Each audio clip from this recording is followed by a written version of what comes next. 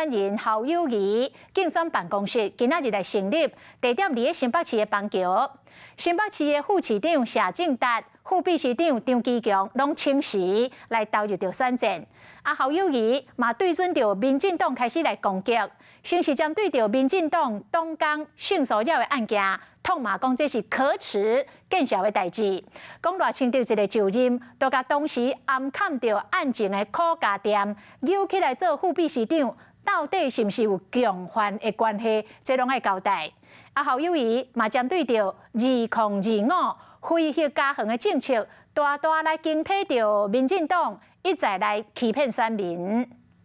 爱个骗啦！这个政党，互你骗100，你搁敢骗200，人民敢大家拢戆啊呢？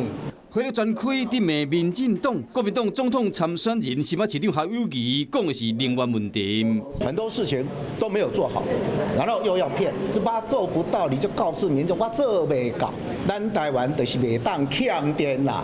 侯友宜嘛针对民进党的性平案件，骂民进党主席赖清德。讲暗砍是当共犯，很可耻的一件事情。民进党为什么姑息了9个月？赖主席还把当时掩盖案情的许家田一上任就升为副秘书长。到底在这个案子，赖主席有没有共犯的关系？不要只在乎选举啊，在乎利益啊。因为伫大炮扫射的时，党内有声音讲，认为侯友宜还未准备好。被传会选总统也有1年了吧？想说他一定是，譬如说，市政虽然呢没有放弃啊，还是有认真做，可是一定会有很多的心思放在未来选总统的准备上面嘛，哈，也没有然后你是要告诉大家说他还没准备好？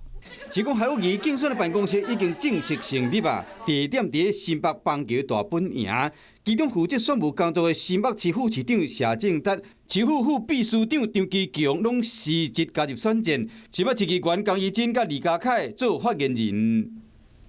以现阶段还会不断的会更多的人才进来。改变应过形象，侯友宜展现侵略性的攻击，为选战快速的加温。晚间9点，邀请您与世界同步，60分钟掌握全球脉动。What News 9，陈雅玲世界晚报给您崭新视野。